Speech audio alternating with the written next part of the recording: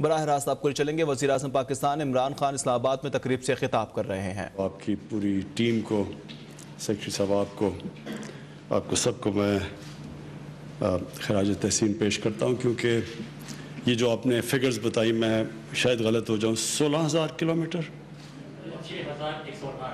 16,000 اور 6,118، 2,000 اور 6,118، 300 گنا زیادہ. ہاں. تو یہ جو آپ نے جو حکومت اپنے آپ کو کہتی تھی کہ وہ سڑکیں بنا رہی ہے، تو اس سے آپ نے یہ ثابت کیا کہ اور بھی بہت کام کر سکتے ہیں سڑکوں بنانے کے علاوہ، لیکن سڑکیں بھی ہم نے 3 گنا زیادہ بنائی ہیں. جی، میں اپنے سارے ساؤتھ پنجاب کے منسٹرز، ممبرز نیشنل اسمبلی، میں آپ سب کو اس چیز کی مبارک دیتا ہوں کہ یہ جس طرح شاہ محمود نے کہا، یہ بڑا ایک امپورٹنٹ سڑک ہے جو 3 ضلعوں کو جوڑ دے گی اور جو ٹریول ٹائم ہے وہ کم کر دے گی. اور اس سے ہمیں پتہ ہے کہ اور بھی جس طرح کی کئی سڑکیں ایسی ہوتی ہیں جس سے ساری اکنامک ایکٹیویٹی بدل جاتی ہے، ایریا کی اکنامکس بدل جاتی ہے. تو انشاءاللہ یہ وہ سڑک ثابت ہوگی. میں صرف اس اوکیزن پہ جو امپورٹنٹ بات کرنا چاہتا ہوں وہ یہ ہے کہ جب ہم آئے، جیسی تحریک انصاف کی گورنمنٹ آئی، تو میرے خیال میں پہلے ہفتے میں شروع ہو گیا تھا کہ جی کدھر ہے نیا پاکستان، اور پہلے ہفتے میں شروع ہو گیا کہ گورنمنٹ فیل ہو گئی ہے. تو ہم نے بڑی صبر سے یہ 2.5 سال سے تھوڑا اوپر، ابھی 3 سال نہیں ہوئے، تو 2.5 سال بڑے صبر سے گزارے. بڑی میڈیا میں تنقید ہوئی، اور اپوزیشن تو خیر مجھے پتا تھا انہوں نے تنقید کرنی ہے جب تک NRO نہیں ملنا. تو وہ تنقید ہوتی گئی کہ جی پاکستان تباہ ہو گیا، اور پھر ابھی بھی کل ان ساروں نے مل کے کوئی ڈرامہ کیا کہ پاکستان بربادی کی طرف چلا گیا.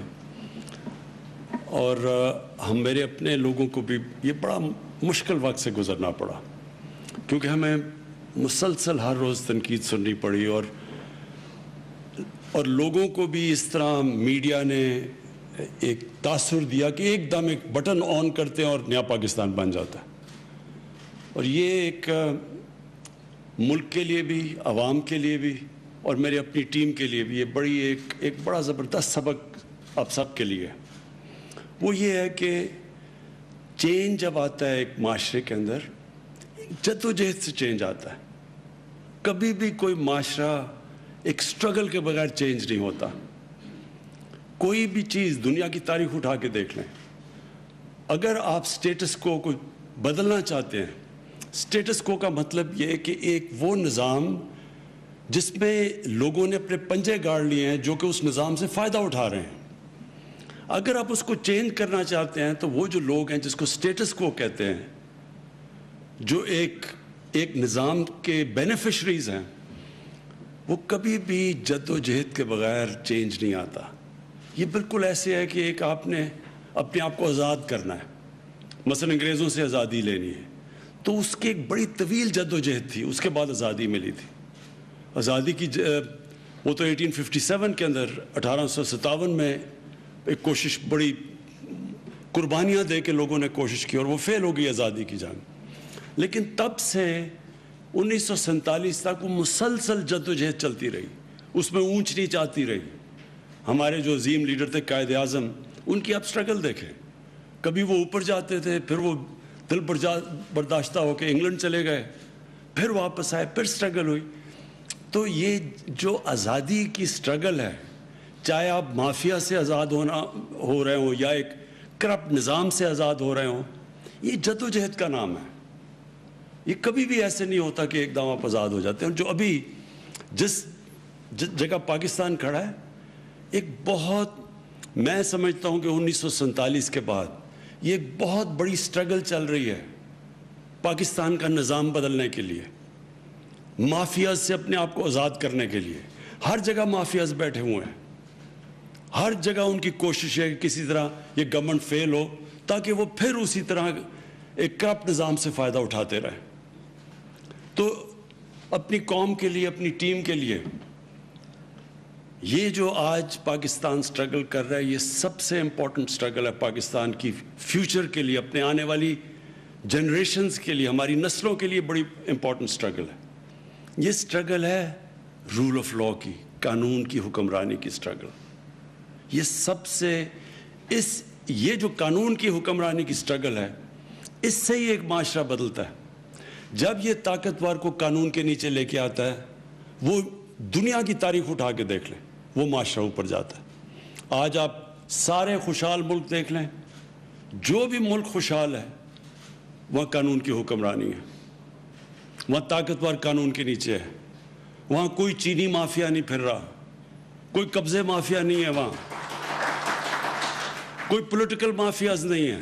کہتے ہیں کہ جی ہمیں NRO دیں, نہیں تو ہم گورنمنٹ کرا دیں گے. فوج کو بلا رہے ہیں کہ فوج آ کے گورنمنٹ کرا دے. اپنے آپ کو ڈیموکریٹک موومنٹ کہتے ہیں, فوج کو کہہ رہے ہیں کہ گورنمنٹ کرا دو,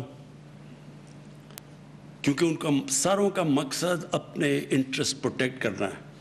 یہ سارے جو مافیاز ہیں یہ اپنے مفادات کی حفاظت کی جنگ لڑ رہے ہیں, اور اس کے لیے وہ تیار ہیں گورنمنٹ کرانے کے لیے, کچھ بھی کرنے کے لیے تیار ہیں. باہر پیسے پڑے ہوئے ہیں ان کے اربوں اربوں ڈالر, ڈر لگا ہوا ہے کہ گورنمنٹ آئے گی تو پیسے ان سے واپس آ جائیں گے. ان کی ساری چوریاں سامنے آ رہی ہیں, تو ان کی کوشش یہ ہے کہ اس سے پہلے گورنمنٹ کو کسی نہ کسی طرح کرا دو. تو پہلے تو معیشت تباہ کر دی, یہ ڈرامہ چلتا رہا. پھر پتہ چلا کہ وہ معیشت کرونا کے باوجود, ہندوستان میں ذرا دیکھیں آج کیا حالات ہیں. ہمارا اور ہندوستان کا ایک ہی طرح کے جو آبادی ہے, جو ڈینسٹی پاپولیشن ہے, جو موسم ہے, ہمارا تو ان سے ملتا جلتا ہے. ہندوستان کی حکومت نے کیا فیصلے کیے, آج ان کا کیا حال ہے. ہم نے کیا فیصلے کیے, آج اللہ نے ہمیں کیسے نکالا ہے. اور اس کے باوجود جب ان کا -7 پہ گروتھ ریٹ ہے, ہمارا 4% پہ چلا گیا, جبکہ ہمارے ہندوستان سے بہت برے حالات تھے. ہندوستان کے مقابلے میں پاکستان کے حالات جب کرونا آئی ہے تو دیکھیں ان کے تو بڑے خوشحال, ان کے جو ملک کی گروتھ ریٹ تھی, ان کے ریزروز تھے, ان کے روپے پہ پریشر نہیں تھا, ان کے تو ریزروز بہت بڑے تھے.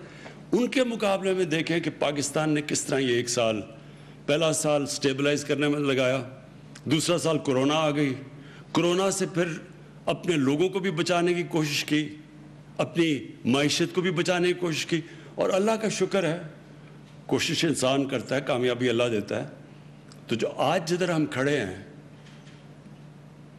اور جدھر آگے ہم جا رہے ہیں, اب میرا ایمان ہے کہ جو سب سے مشکل وقت تھا اس سے ہم نکل گئے ہیں.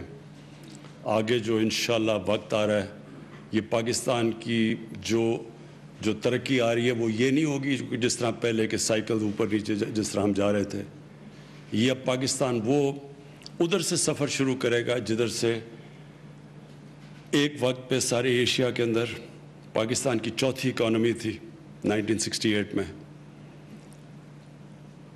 انڈیا, جاپان, چائنا اور انڈیا کے بعد چوتھا پاکستان تھا. اور اس کے بعد دیکھیں کہ ہم کدھر چلے گئے. تو وہ پھر سے وہ ساری جو پالیسیز ہیں, اپنی انڈسٹری کو انکریج کرنا, اب اپنے ایگریکلچر کو اٹھانے لگے ہیں. ابھی بھی ماشاءاللہ جو فصلیں ہوئی ہیں, پہلے کسانوں کو پیسے لے کے دیے, جو شوگر ملز پیسے نہیں دیتے تھے.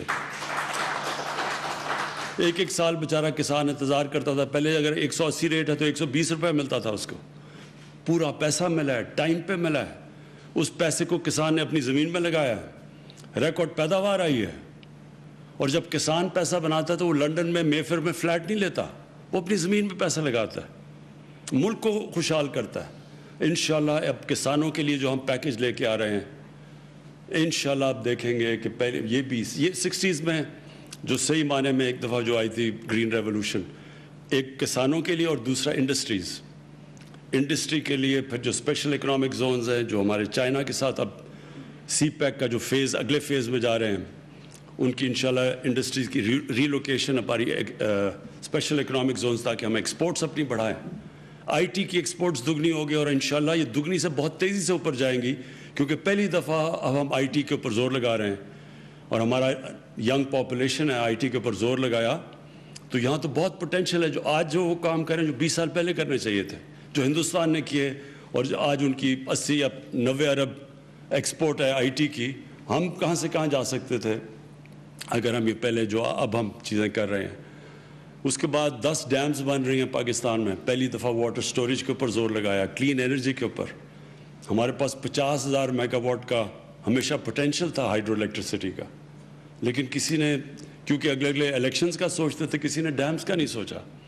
پھر پہلی دفعہ پاکستان میں اتنے بڑے پیمانے پہ آنے والی نسلوں کے لیے ملک کو بچا رہے ہیں گلوبل وارمنگ سے. پاکستان کو ہرا کرنے کے لیے 10 ارب درخت لگا رہے ہیں پاکستان میں. پھر نئی نیشنل پارکس بنا رہے ہیں, سب آنے والی جنریشنز کے لیے, جو کہ آج تک کبھی کسی نے پہلے نہیں سوچا. اور انشاءاللہ جو ابھی تک لوگوں کو اندازہ نہیں ہے کہ, اور جو کیونکہ میں سارے بچپن سے سارا پاکستان دیکھا ہوا ہے, جو ٹورزم میں پوٹینشیل ہے پاکستان میں, کسی کو اندازہ نہیں ہے. ہم نے کبھی سوچا ہی نہیں ٹورزم کا. جو اللہ نے یہاں خوبصورتی دی ہے, جو ڈائیورسٹی دی ہے, جو کہ 12 کلائمیٹک زونز ہیں پاکستان کے, کسی کو, ہمارے اپنے لوگوں کو نہیں اندازہ. اگر آپ کے لنڈن میں سارے بزنسز, بچے اور چھٹیاں اور عیدیں گزاریں, آپ کو کیا پتا کہ پاکستان میں اللہ نے کیا کیا نعمتیں دی ہیں. اور انشاءاللہ آپ دیکھیں گے کہ ٹورزم میں پچھلا سال یہ جو سب سے زیادہ متاثر ہوا وہ ٹورزم ہوا ہمارا.